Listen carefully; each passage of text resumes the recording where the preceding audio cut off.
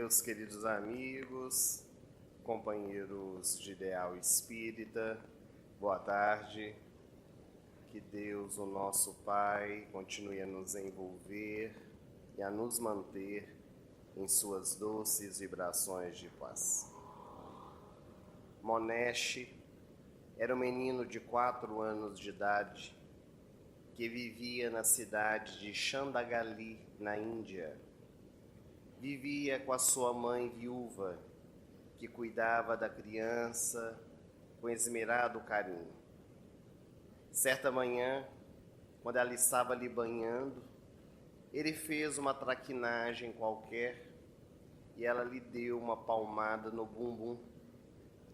Monesh fechou o senho, olhou para sua mãe e lhe disse: "Não me bata nunca mais, porque se você me bater de novo, eu vou voltar para a minha cidade. Eu não sou daqui, eu sou de Itani." Sua mãe sorriu, só podia ser coisa de criança. Estava dizendo aquelas palavras para que ela não mais o batesse.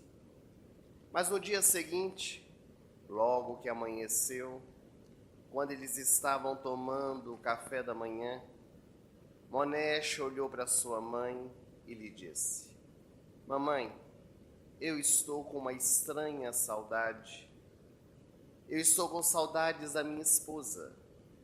Ela se chama Alódia Devi. Meu nome era Bajan Singh e nós morávamos na cidade de Itani." A sua mãe ficou desesperada. De tradição muçulmana, não acreditava na reencarnação e procurou uma amiga, que era a sua vizinha, a sua melhor amiga, para contar-lhe os acontecimentos. Dizem os psicólogos que toda amiga tem uma outra amiga que compartilha as suas vivências. Mas aquela amiga também tem outra. E daí a pouco, toda notícia correu pela cidade de Chandagali que Monesh era a reencarnação de Bajan Singh. E a notícia correu tão longe que chegou até a cidade de Bombaim, a quilômetros de distância dali, quando um parapsicólogo chamado Ramendra Nath Banerjee ouviu falar de Monesh e resolveu ir pesquisá-lo. Ao chegar na cidade onde o menino residia, fez uma longa entrevista com um menino de 4 anos de idade. E ele constatou, através de fatos científicos, que aquele menino realmente era a reencarnação de Bajan Singh. E o tempo passou. Monesh foi crescendo. Quando ele estava com 6 anos e 6 meses de idade, estava brincando no jardim da casa com seu avô, quando no portão da casa, 2 senhoras vestidas à moda indiana chamavam por alguém. O avô veio atender e uma delas perguntou: "É aqui que mora o menino que diz ser a reencarnação de Bajan Singh?" O avô sorriu e disse: "Sim, senhora, é o meu neto, aquele que está ali brincando." "Pois chame-o", disse a mulher, "porque eu sou a mãe de Bajan Singh e quero ver se ele me reconhece." O avô começou a chamar o neto e fez algo que não deve se fazer com uma criança. Sugestionou, porque ele gritou falando assim: "Monesh, vem aqui conhecer a sua mãe da reencarnação passada. Ela diz que é a mãe de Bajan Singh." E o menino veio correndo. Quando ele se aproximou, a senhora estendeu a mão para que ele pudesse beijar, como as tradições indianas. E quando Monesh foi beijar a mão daquela mulher, ele parou, olhou nos olhos dela e lhe disse: Você quer me enganar? Não vai conseguir. Você não é minha mãe. Você é minha esposa, a Lódia Devi. E realmente era a esposa dele. Ela havia mentido para ver se o menino estava falando a verdade. Ela arregalou os olhos um tanto quanto assustada. Mas a criatura humana é algo curiosa. Mesmo diante desse fato, ela não acreditou. E disse ao menino: eu só vou acreditar se você me der um fato concreto de que realmente é a reencarnação do meu marido. Nesse instante, os vizinhos já começaram a se aproximar, porque os vizinhos quase não gostam da vida alheia, e ficaram em volta para poder escutar aquele diálogo. E o menino então disse: eu me lembro, nós morávamos numa casa caiada de branco na cidade de Itani. Naquela época, a minha mãe morava junto conosco. Houve então uma viagem que precisei fazer, e você e a minha mãe tiveram uma discussão e ficaram sem conversar alguns dias. Quando eu regressei de viagem e soube do acontecimento, eu peguei um rolo de amassar macarrão e te dei uma surra. E você tem uma cicatriz no seu braço esquerdo. Mostre. A Lódia Devi ficou mais assustada ainda. Ela estava com o vestido de manga longa. Os vizinhos logo olharam para o braço esquerdo e ela teve que levantar a manga para mostrar a cicatriz que havia no braço. Mas ela olhou bem nos olhos da criança e lhe disse: eu quero outra prova. E ele disse: você quer uma prova íntima? E ela, com medo do que o menino poderia dizer, disse: eu gostaria sim de uma prova íntima, mas não na frente das pessoas. Quero em particular. Posso entrar? O avô de Monesh abriu o portão, a senhora, acompanhada da sua amiga, entraram, e na sala da casa de Monesh, durante 1 hora, eles dialogaram. Quando aquela conversa terminou e a Lódia Devi saiu da casa, é claro que os vizinhos estavam esperando.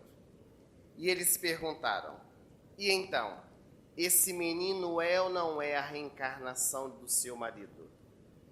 E ela, olhando para os vizinhos desconhecidos, disse: esse menino é o diabo do meu marido que reencarnou. E ficou constatado pela própria esposa de que ele era a reencarnação de Bhajan Singh. Mas a notícia chegou novamente aos ouvidos do Dr. Banerjee e ele resolveu continuar pesquisando. Viajou novamente a Chandagali e pediu autorização à mãe de Monesh para levá-lo à cidade de Itani, onde ele nunca havia estado naquela encarnação. De carro, acompanhado pela mãe, Monesh foi à cidade de Itani. E quando chegaram no trevo da cidade, o menino disse: agora vire a segunda esquerda, a terceira direita. Olhe, aquela padaria era de fulano de tal, aquela mercearia era de Beltrano, a farmácia de Ciclano. Agora vire aqui à direita. Pare, aqui era a minha casa. Estranho, mas ela era caiada de branco, por que está pintada agora de amarelo? E descendo do carro, adentrando a casa como se ela fosse sua, o morador veio correndo e perguntou: mas o que é isto? E o parapsicólogo disse: é uma experiência de reencarnação. Monesh entrou dentro da casa e em cada cômodo que passava, ele contava uma história do que havia vivenciado ao lado da sua esposa. O morador atual havia dito que comprou a casa da viúva Lódia Devi quando ficara viúva e resolveu então ajudá-la para que ela pudesse prosseguir a sua caminhada. Essa história de Monesh é um dos 1016 casos estudados pelo Dr. Banerjee a respeito de reencarnação em crianças. Pequenos que se lembravam aleatoriamente de suas existências passadas, narravam ao pesquisador e, através de recursos que ele buscava, de pesquisas científicas, ele comprovava a realidade daquelas lembranças. A reencarnação, ela sempre esteve presente na história da humanidade. Muito embora muitas pessoas acreditem que seja um princípio da doutrina espírita, e verdadeiramente o é, mas a teoria da reencarnação não foi criada pela doutrina espírita. Se nós voltarmos no tempo, nós vamos perceber que em todas as civilizações falou-se a respeito da teoria das existências passadas. O Egito Antigo, os grandes sacerdotes que tinham o dever de orientar os faraós, já falavam a respeito da reencarnação. Também os filósofos, como Sócrates, Platão, Pitágoras, Aristóteles, todos eles preconizavam nas suas escolas a respeito da necessidade do indivíduo regressar quantas vezes fossem necessárias para a sua iluminação interior. Na Índia, ainda na atualidade, o hinduísmo e o budismo trazem nas suas compilações, nos seus ensinamentos, os postulados da reencarnação. E até mesmo o Evangelho de Jesus. O nosso mestre, por diversas vezes, nas páginas do Evangelho, vai nos falar a respeito dessa teoria. É óbvio, se nós procurarmos nas páginas do Novo Testamento a palavra reencarnação, nós não vamos encontrar. Porque essa palavra, ela foi criada por Allan Kardec para designar a volta do espírito em um corpo diferente. Reencarnar, tomar a carne de novo. Mas a teoria, a essência do ensinamento está presente no Novo Testamento através das palavras do meigo Rabi da Galileia. O curioso é que mesmo este tema, tendo sido abordado durante o largo período da história da humanidade, ainda temos grandes discussões em relação ao assunto. O Dr. Ramindranath Banerjee, já citado, ele realizou um estudo descobrindo que nós, quando escutamos falar sobre a reencarnação, podemos tomar 4 posturas diferentes. A primeira postura: não cremos. Eu não acredito na reencarnação. É a postura da não crença, da dúvida. E por que você não acredita na reencarnação? Porque não acredito. Mas por que não acredita? Porque não acredito. Não acredita e não tem bases para defender a sua tese. Não acredita em nada que possa lhe trazer responsabilidade, que possa lhe trazer compromisso. É como um avestruz que coloca a cabeça debaixo da terra e acha que apagou a luz do sol. Esses indivíduos, no dizer do parapsicólogo, merecem o nosso respeito, mas não a nossa credibilidade, porque duvidam, mas não trazem argumentos sólidos para dizerem por que não acreditam na teoria que foi trazida. O segundo mote de pessoas que ouvem falar sobre reencarnação e tomam alguma postura são aqueles que dizem que não acreditam na reencarnação por causa da religião que professam. Para nos atermos somente entre nós, os cristãos, é muito comum os nossos irmãos católicos e também evangélicos dizerem que não acreditam na reencarnação, porque em nenhum momento nas páginas da Bíblia Sagrada a palavra está escrita. E conforme nós dissemos, isso é uma verdade, porque a palavra ela foi criada em 1857 com a codificação da doutrina espírita. Mas quando nós começamos a estudar a história da Igreja Católica e começamos a estudar a história da reencarnação, nós vamos perceber o quanto os nossos irmãos católicos não conhecem da história da sua própria igreja. Porque segundo a história universal, isso nós encontramos em qualquer pesquisa que realizarmos, histórica, os primeiros pais da Igreja Católica, como Próclus, Jâmblico, Santo Agostinho, Ambrósio de Milão e outros, eram reencarnacionistas. Até o século V, a Igreja Católica era reencarnacionista. Foi a partir do ano 552, quando ocorreu o segundo concílio de Constantinopla, que a teoria da reencarnação ela foi banida de dentro da Igreja Católica. E por que isso se deu? Na época destes acontecimentos, especialmente no ano 548, o imperador de Roma, Justiniano, era casado com uma mulher chamada Teodora. Teodora era a imperatriz de Roma. Somente que o povo descobriu que Teodora fora tirada do meretrício. Era uma prostituta que Justiniano apaixonou-se e fez dela a imperatriz de Roma. O povo começou a dizer que a prostituição era uma profissão muito valorosa, porque a própria imperatriz tinha vindo de um prostíbulo.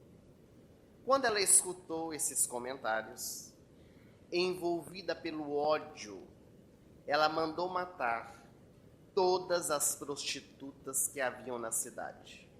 Segundo os estudiosos, mais de 500 mulheres foram assassinadas.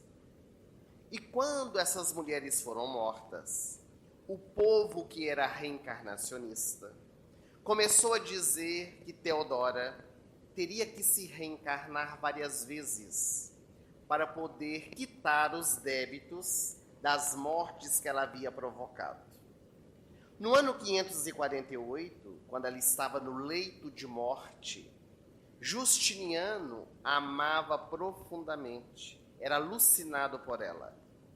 Teodora segura nas mãos o marido e lhe diz: na primeira oportunidade que você tiver, eu quero que você tire dos anais da Igreja Católica, que era a religião oficial do Estado romano, a doutrina da reencarnação. Na verdade, naquela época não havia palavra. Ela disse que tirasse a doutrina de Orígenes, que era um livro escrito dentro da Igreja Católica que defendia a teoria da reencarnação e adotado pelos padres. Teodora era tão audaciosa que ela achou que podia mudar os desígnios de Deus simplesmente porque o marido ia tornar a doutrina uma heresia dentro da Igreja Católica. Quando ela morreu, ele caiu numa depressão profunda. E logo na primeira oportunidade que teve, no concílio de Constantinopla, o segundo, ele mandou reunir, o Papa não participou da época, e subornando os que votariam, ele conseguiu que a doutrina de Orígenes saísse dentro da igreja. E foi a partir daí que a reencarnação não foi mais difundida dentro dos anais da igreja. Mas no Novo Testamento, nós vamos perceber Jesus por diversas vezes, conforme afirmamos, falando a respeito do tema. E um dos principais fatos evangélicos é aquele que dá título à nossa palestra da tarde de hoje, Nascer de Novo, que é o encontro de Jesus com o doutor da lei Nicodemos. Quando Nicodemos pergunta ao mestre: Senhor, o que eu devo fazer para herdar a vida eterna? E Jesus lhe diz: em verdade vos digo que é necessário nascer de novo. Ó Senhor, mas como eu, um homem já velho, posso entrar de novo no ventre da minha mãe? E Jesus, olhando para aquele que era conhecedor das tradições judaicas, Nicodemos sabia exatamente o que Jesus estava dizendo. Lhe redargue: se eu te falo das coisas da casa, da terra, e tu não me entendes, dirá se eu te falar das coisas do meu Pai que está nos céus. Em verdade é necessário nascer da água e do Espírito para entrar-se no reino dos céus. Nessa passagem, ipsis verbis no Evangelho, está claro, Jesus respondendo: é necessário nascer de novo para herdar o reino dos céus. Mas não apenas o diálogo com Nicodemos. Nós temos Jesus, por exemplo, no Monte Tabor, quando Moisés e Elias aparecem a Jesus, dois espíritos, dois mortos que retornam. Eles aparecem a olho nu, porque os três apóstolos que estavam com Jesus, Simão Pedro, Tiago Maior e João, também viram os espíritos. E quando aquele fenômeno terminou e o dia amanheceu, quando eles estavam descendo o monte, um dos apóstolos perguntou para Jesus: Senhor, antes que o Messias viesse aqui na terra, não era necessário que Elias retornasse? E Jesus respondeu: em verdade eu vos digo que Elias retornou e eles não o conheceram. E está entre parênteses em todas as Bíblias, inclusive as protestantes, podem conferir.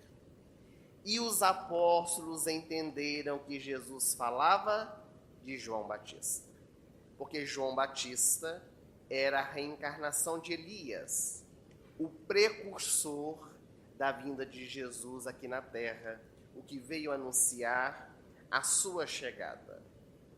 Então, aqueles que dizem que não acreditam na reencarnação, porque a sua religião não profere, é porque desconhecem a história e não sabem interpretar as páginas do Evangelho, percebendo que Jesus já falava a respeito deste tema.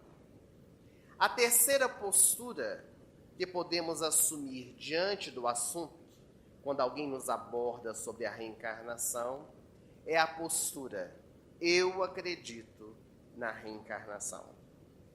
E acredito eu que nós que nos encontramos aqui nessa tarde, assumimos essa postura da crença na reencarnação.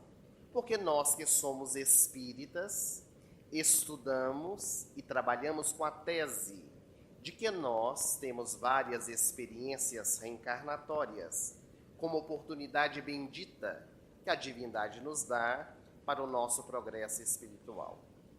Mas, segundo o cientista, essa postura não é a melhor, porque acreditar na reencarnação não significa que nós vamos vivê-la no nosso dia a dia. Porque nós dizemos que acreditamos na reencarnação, mas o primeiro problema que temos, na primeira dificuldade, nós levamos a mão na cabeça, levamos a mão ao coração, olhamos para o céu, dizemos: ó Senhor, eu não mereço. Eu não mereço isso, Senhor, porque logo comigo está acontecendo essa experiência. Se a vida nos arrebata um ente querido, uma mãe que sepulta o seu filho, alguém que está com uma doença de difícil tratamento ou incurável, alguém que está passando por problemas financeiros ou problemas afetivos dentro do lar, mesmo acreditando na reencarnação, preferem muitas vezes reclamar, revoltar-se contra Deus, demonstrando que muitas vezes nós temos a teoria, mas a prática é bem diferente. Porque quando nós introjetamos dentro de nós o conhecimento, nós passamos a vivenciá-lo.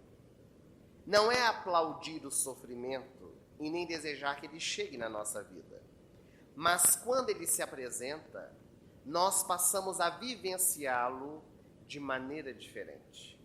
Porque nós começamos a compreender que aquelas são oportunidades que a divindade vai nos oferecendo para nós burilarmos o nosso ser.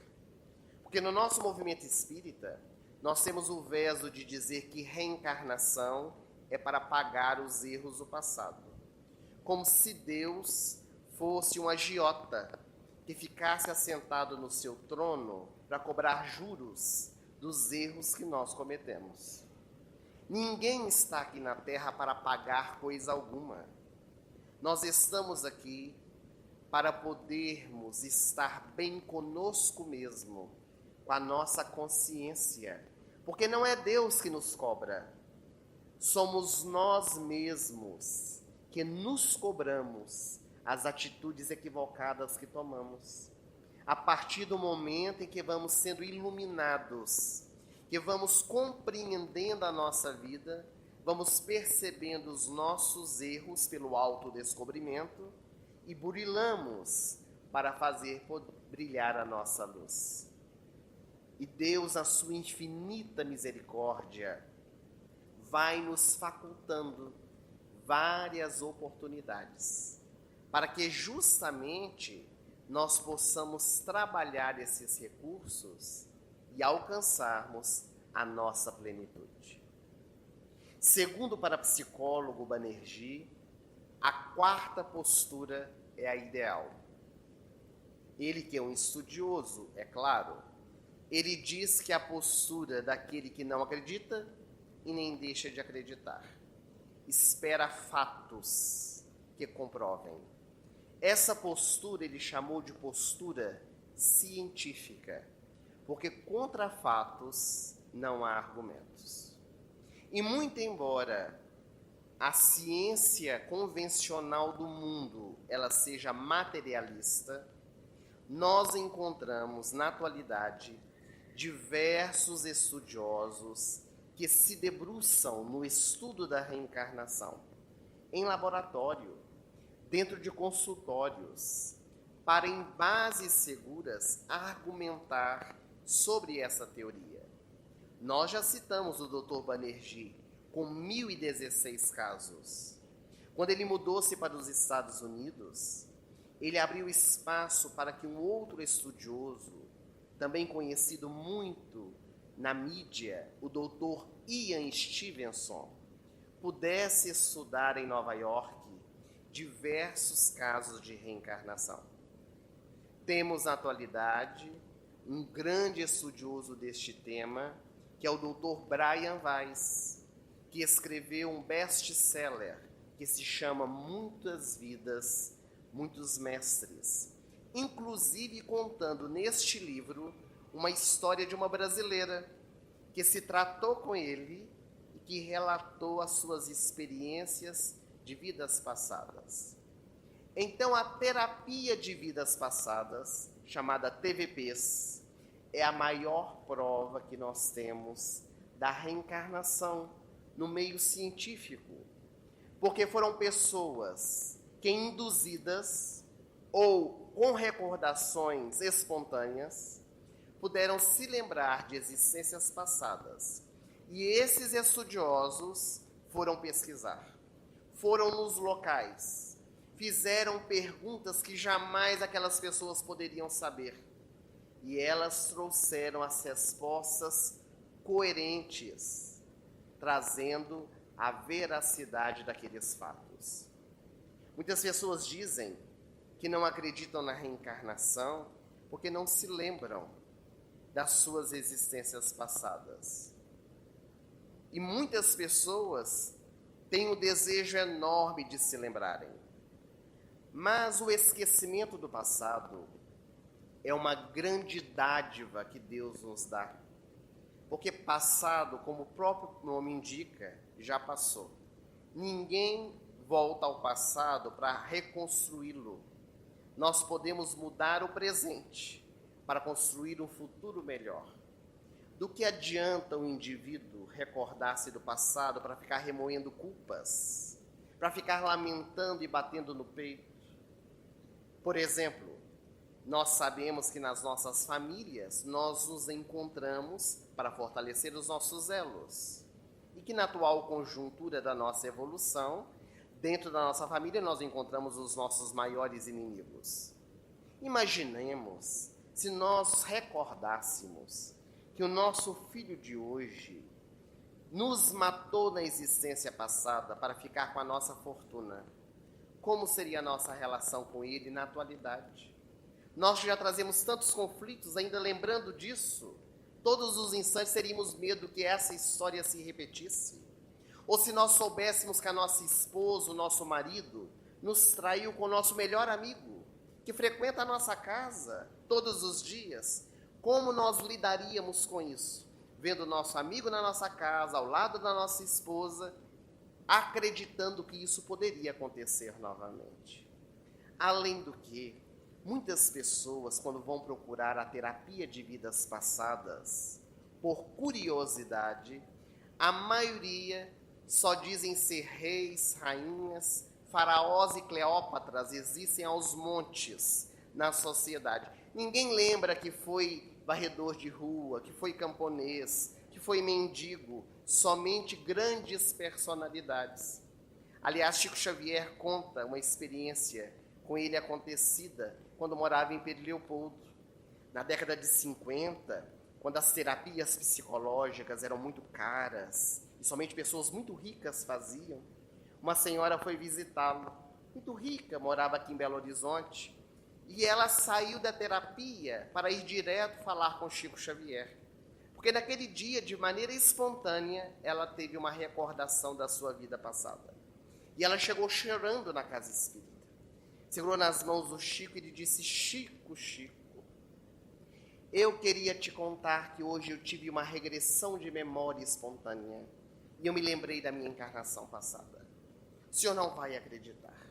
Sou tão emocionada, porque eu me lembrei que em existência passada, há muitos anos atrás, eu fui Marte. Eu fui devorada por leões, por amor a Jesus. E eu saí daquele consultório meditando sobre a minha vida. Eu sou uma mulher cheia de imperfeições, cheia de vícios. E fui Marte do cristianismo. Fiquei pensando: Senhor, esse homem tão iluminado, o senhor sabe o que foi na encarnação passada? E o Chico disse: sei, minha irmã. Ela arregalou os olhos, era a descoberta do século. Você sabe o que foi? Sei, minha irmã. E o que você foi? A pulga do leão que te devorou. E ele quis mostrar para ela que o importante não é o que nós fomos, o importante é o que nós somos hoje. O Espírito Joana de Ângeles, pelas mãos de Divaldo Franco, ela vai dizer: queres saber o que foi no passado? Analise o seu presente e verás o que teve coragem de fazer no passado, porque estávamos em condições bem piores, porque o progresso é inexorável à criatura humana. Então o importante é nós aproveitarmos as oportunidades que nos são oferecidas hoje, neste momento, para podermos seguir adiante. Além disso, dentro da nossa sociedade, nas questões científicas, nós vamos encontrar vários estudos que não são consideradas provas, mas evidências da reencarnação. Todos nós já ouvimos falar de uma palavrinha francesa chamada déjà vu ou déjà vu. Existe também o déjà raconté e o déjà senti, que é o já visto, já ouvido ou já lido. Todos nós já passamos por essa experiência. Às vezes nós vamos num lugar onde nós nunca estivemos e de repente parece que nós já conhecíamos aquele local. Nós encontramos com alguém, nunca ouvimos, e de repente parece que eu te conheço de algum lugar. Ou estamos lendo um livro e de repente parece que eu já li esse livro, não sei de onde. Isso pode ser, não podemos afirmar, mas pode ser uma experiência de vidas passadas, onde a nossa mente, ela eclode aquela vivência no momento em que nós estamos experienciando. As antipatias e simpatias. Às vezes nós olhamos alguém e sentimos uma profunda simpatia por aquela pessoa. Não sabemos explicar. Queremos ficar ao lado dela, queremos conviver com ela, ou igualmente a antipatia. Os estudiosos dizem que isso também pode ser uma experiência de vida passada, mas também pode ser projeção psicológica, o que é mais comum. Quando nós vemos no outro aquilo que nós temos dentro de nós, e como não queremos aceitar em nós, queremos matar no outro. E por isso nos antipatizamos com o outro. Que nós vemos o defeito nosso na pessoa e queremos nos afastar daquela pessoa por causa disso. Ou então, vemos a qualidade na pessoa e queremos nos aproximar dela porque trazemos aquela mesma afinidade, aquela mesma sintonia. Também temos os casos de mentes superinteligentes, tanto crianças quanto adultos, que manifestam ou desde pequenos ou já na fase adulta. É mais comum acontecer em crianças, que são chamadas as crianças prodígios, meninos de 4, 5 anos de idade que já tocam ao piano, partituras dificílimas de Mozart e outros, ou ainda crianças poliglotas que já nascem falando diversas línguas. Mas aqui no Brasil, para não nos delongarmos, há um caso acontecido na época do governo Getúlio Vargas com um adulto chamado Francisco Valdomiro Lorenz. Francisco Valdomiro Lorenz, ele morava em Porto Alegre. Naquela época do governo Getúlio Vargas, muitos estrangeiros começaram a vir para o Brasil. Eles estavam fugidos da Segunda Guerra Mundial e começaram a formar em diversos estados do nosso país guetos. Guetos alemães, guetos franceses, guetos italianos. E o governo ficou com medo de que essas pessoas que vinham para cá começassem a desenvolver as suas línguas e não falassem o português. E a língua portuguesa se perdesse no nosso país. Então ele exigiu que os estrangeiros poderiam ficar no Brasil se aprendessem a falar a língua portuguesa. E para isso ele disponibilizou diversos professores de língua portuguesa para dar aulas aos estrangeiros. Criou uma comissão que viajaria todas as capitais do país para escolher professores para dar aulas aos estrangeiros. E a bancada estava em Porto Alegre para fazer entrevista com professores. A maioria PhDs, eram mestrandos, doutorandos, que estavam se disponibilizando a dar aulas. E Francisco Valdomiro Lorenz era um matuto, morava no campo, analfabeto, não sabia ler nem escrever. Naquele dia ele chegou na cidade, e quando ele olhou para o outdoor, que estava escrito, leu, não sabia entender, nunca tinha ido na escola, como que ele conseguiu ler? E começou a ler de uma hora para outra. Quando ele viu aquela fila imensa, sem saber para que era, entrou na fila. Entrou na fila, e quando entrou dentro da sala, estava lá a bancada com os profissionais. Quando Francisco Valdomiro Lorenz entrou, de botas, calças largas, chapéu na cabeça, o preconceito é terrível. Aqueles professores olharam de cima a baixo aquele homem e entreolharam-se, sorriram e resolveram fazer uma brincadeira. Então perguntaram a ele: o que o senhor deseja? Ele disse: eu não sei, vi a fila e entrei. E eles disseram: aqui é uma entrevista para professores de língua portuguesa, para dar aulas para os estrangeiros. E eu posso participar da entrevista? Perguntou o matuto. Eles sorriram e disse perfeitamente. E começaram a fazer as perguntas para Francisco Valdomiro Lores. E tudo o que eles perguntavam, ele respondia corretamente, falando português de uma forma tão clara e objetiva que eles não sabiam compreender. Então, de repente, um dos professores da bancada disse: mas o senhor fala muito bem o português. Onde aprendeu a falar assim? E disse: eu me lembrei. Eu me lembrei que sei falar bem o português, porque aprendi também o latim. Mas o senhor sabe falar o latim? Sei falar o latim. E como havia um professor na bancada que sabia falar o latim, começou a conversar com Francisco em latim. E tudo que era perguntado ele respondia em latim. Chegou um momento da conversa que o professor não tinha mais argumentos. Ele falou: mas o senhor fala tão bem o latim, por que fala bem o latim? Porque eu sei falar também o francês. E havia um professor que sabia falar francês, que ali eram doutorandos e mestrandos, com várias línguas, e alguém começou a conversar com ele em francês, e ele respondia. Até que foi entrevistado em alemão, em italiano, e depois que foi entrevistado em italiano, o professor perguntou: mas o senhor fala muito bem italiano, por quê? Porque eu sei falar também o hebraico. E como não tinha ninguém que falava o hebraico, não teve como ser entrevistado. Mas esse homem analfabeto, ele falou e escreveu mais de 30 idiomas. E escreveu uma gramática, legando para a humanidade. Mais tarde se tornou espírita, para compreender o que acontecia com ele. E lançou pela Federação Espírita Brasileira um livro que se chama A Voz do Egito, onde ele fala a respeito dessa civilização extraordinária que também estudou a reencarnação. Então, casos como o de Francisco Valdomiro Lores é o que verdadeiramente demonstra a existência, quer queiramos ou não, da reencarnação. Porque a justiça da reencarnação, ela se apresenta através das experiências pelas quais nós passamos.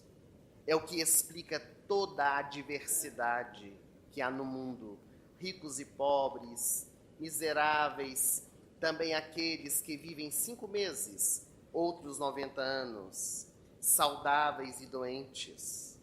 São essas diferenças que nós vivenciamos que nos libertam das nossas amarras, fazendo com que nós possamos nascer de novo. Porque o nascer de novo, trazido por Jesus a Nicodemos, é muito mais do que voltar na carne física. O nascer de novo é a nossa transformação interior. Aqui mesmo encarnados na atual existência, como realizou Maria de Magdala, que entregou-se a Jesus, aperfeiçoando-se, deixando os vícios, como fez Zaqueu, o cobrador de impostos, que tornou-se um discípulo de Jesus, e tantos outros na história da humanidade que puderam burilar o ser, fazendo brilhar a própria luz. Que nós possamos também, na nossa caminhada, nos esforçar para nascer de novo, para transformar o nosso ser, a fim de podermos encontrar a nossa plenitude. Que Jesus nos abençoe e nos envolva em sua paz hoje e sempre.